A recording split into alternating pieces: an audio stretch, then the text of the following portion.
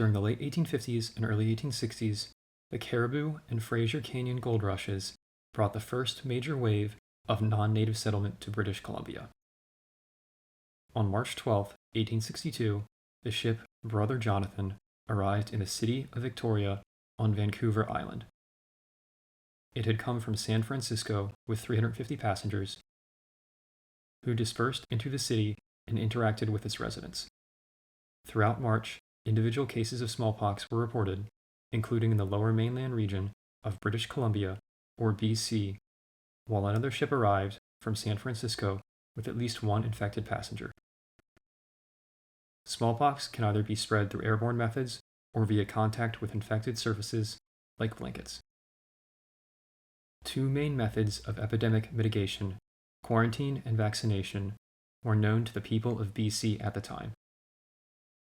By April 1st, about half of the 4,000 colonists in Victoria had been vaccinated, while the first infection of a native was reported that day. However, the colonial government of BC did not engage in a general quarantine.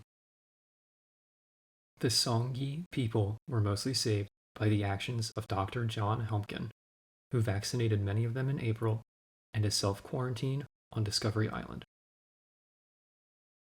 Missionaries were also able to save most of the Halkomelem-speaking peoples of the lower mainland of BC.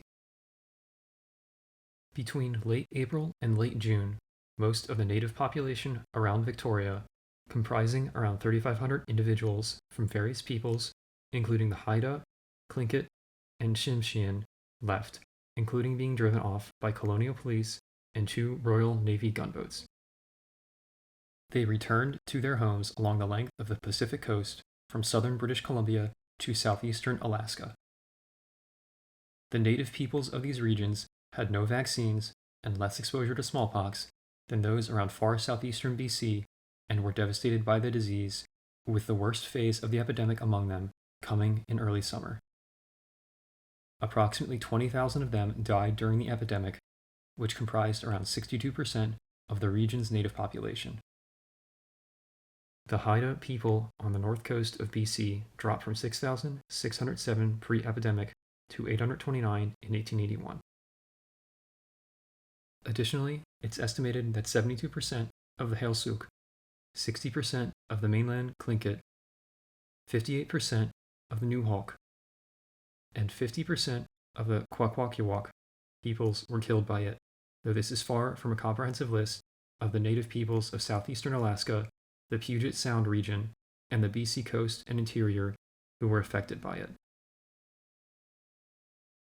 The Tulalip and Nooksack peoples of the Puget Sound region of northwest Washington were mostly saved through vaccination efforts undertaken by a Catholic missionary, while other native peoples were hit hard by the disease, though historical documentation detailing vaccinations and the effects of the epidemic in this region is limited.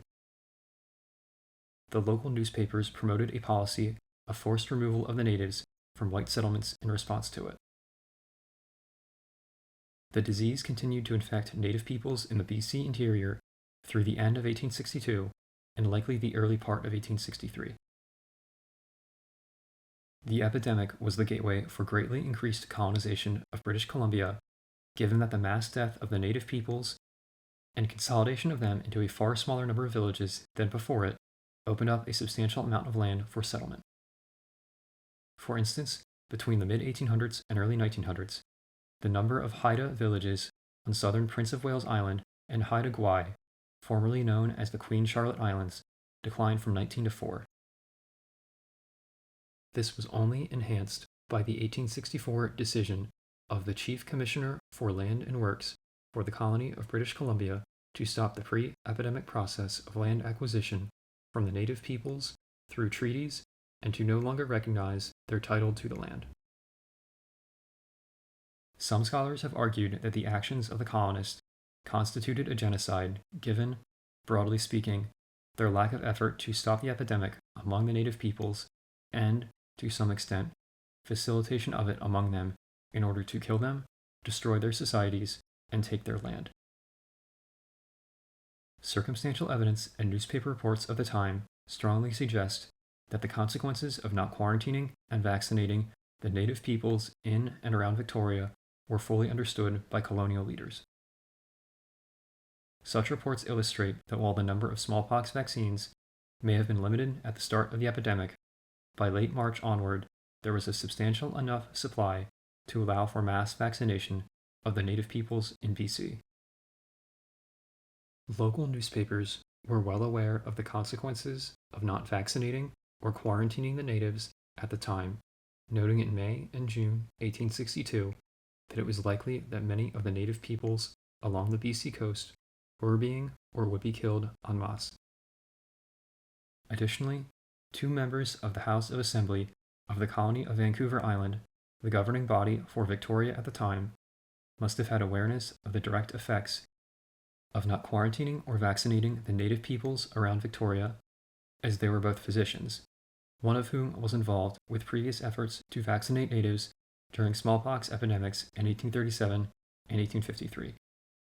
Finally, in 2014, Christy Clark, then the Premier of British Columbia, acknowledged that evidence suggested that smallpox was intentionally spread among the native peoples. The native peoples of British Columbia suffered significant societal and cultural deterioration and collective trauma from the dramatic population and land loss. The native community views the epidemic with great sadness in retrospect, because, in addition to those aforementioned reasons, the population of native peoples in BC from the 1860s to the present day would likely be much larger if not for it, and those peoples could have more effectively maintained their social structures, cultural traditions, and control over their lands despite the continued advancement of settler colonialism.